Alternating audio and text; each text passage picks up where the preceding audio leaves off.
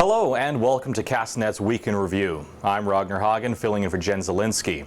Our top story this week, a deadly night on Kelowna roads as 3 lives were lost in 2 separate incidents. A 54-year-old man was struck and killed as he jaywalked across Highway 33 in Rutland around 11:30 p.m. on May 3rd.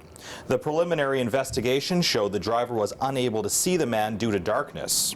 Then, only a few hours later, 2 more lives were lost when a car struck a speeding motorcycle at the intersection of Glenmore and Mountain Avenue around 3:30 a.m.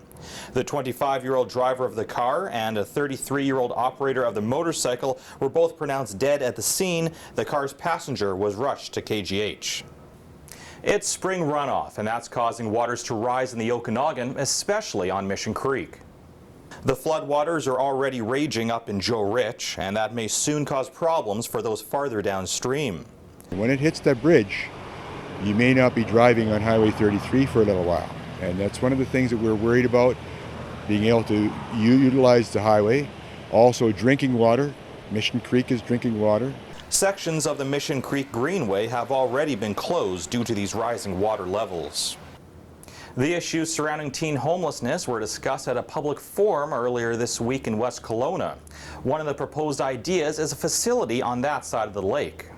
Maybe we should get like a shelter out here and so people don't have to bus all the way to Kelowna just to stay somewhere where they have nowhere else to stay. Groups attending the forum included the Kelowna Gospel Mission, local churches, and the Okanagan Boys and Girls Club. It was not the landing he had hoped for. The pilot of Vernon's famous flying car was forced to make an emergency landing near an elementary school. Reports are that the engine suddenly quit, forcing the hard landing as the car/plane crashed into the trees directly behind Ellison Elementary School.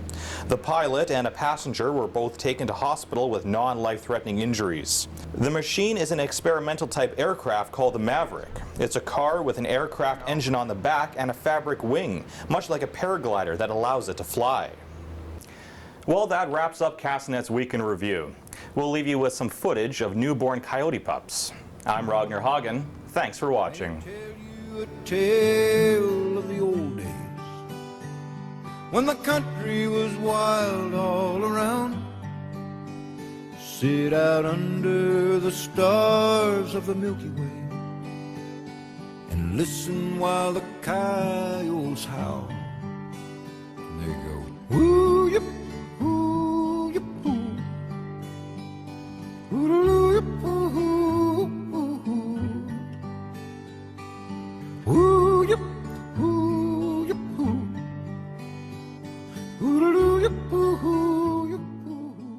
Remember to send your tips to news@castanet.net and follow us on Twitter at @castanetnews.